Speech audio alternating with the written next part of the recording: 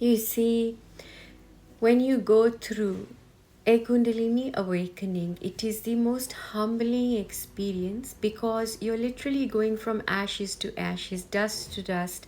Most of you will be familiar with that, that when we bury the dead, or some of us cremate the dead, what happens? It's ashes to ashes.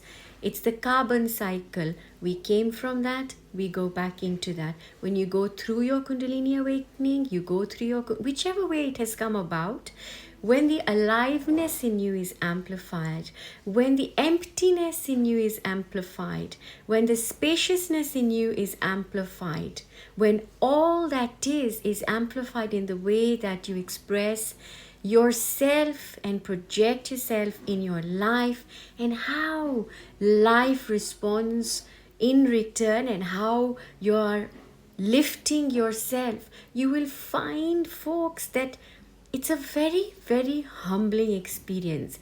There is no aspiration to be a somebody, to be recognized, to be validated, accepted, or any of those things, because we are nothing. We are absolutely nothing. And we do not allege to be anything other than that, just the void, just the zero. That's the only thing that we aspire towards.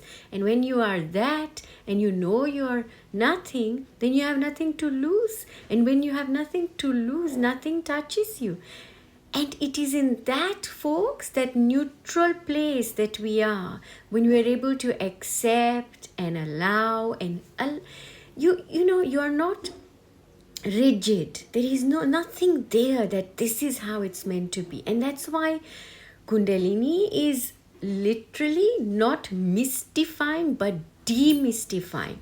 Absolutely demystifying duality, demystifying the notion of polarity, the notion of opposites, the notion of negative or positive, good or bad, right? It's all demystified because Kundalini is all that is.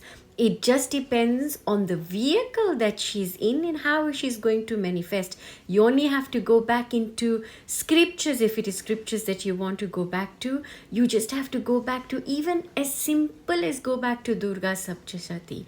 Go back to Mata Durga herself slaying all those demons. Go back to Kali now. Go back to all the demons. Go back to the story of Ravan. Ravan was the greatest devotee of Shiva. But rather than going back into these stories, look at your own life and look at how, when you awaken your Kundalini and you've gotten into that space and you've now processed your consciousness, so you're moving from animal to divine, you're basically moving from the place of fear into the place of love, and you're coming to a place of neutral point where it's not love and light and darkness and whatever it is, it just is. There is simply clarity, because there is just that pure consciousness. You're in that pure place. Now when you're in that pure place, you'll also find, just the way you have these stories where demons were slayed, you have these stories about our own vices. Yeah, so that is what is happening. Your spiritual awakening will give you the vehicle of consciousness that is required for a safe ascent of the Kundalini and for it to remain like that. Everything, folks, as we know, is all Kundalini. Kundalini is the force that enacts the will into action.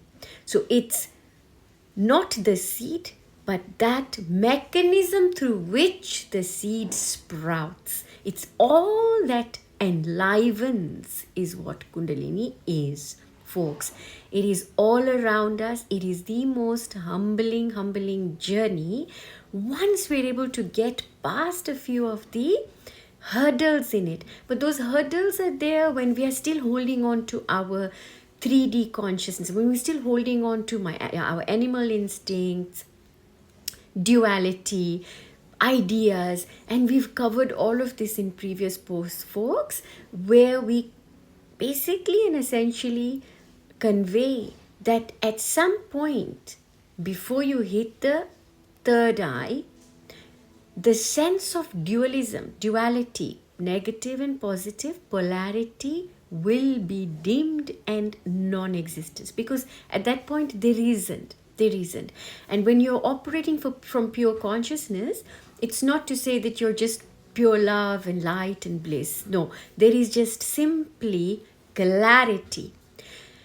That clarity gives you a lens. There is clear perception. You're able to simply perceive as it is. No concepts, no illusion. You've basically surpassed the veil of illusion, and you're then able to live as the enlightened witness within yourself.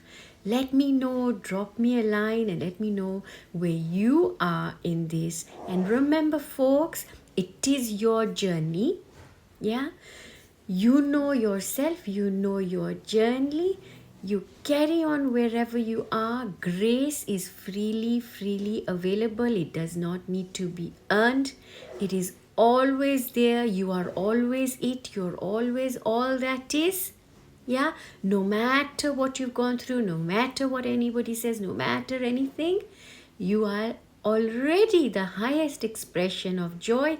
You've just got to realize that. Lots of love. Take care.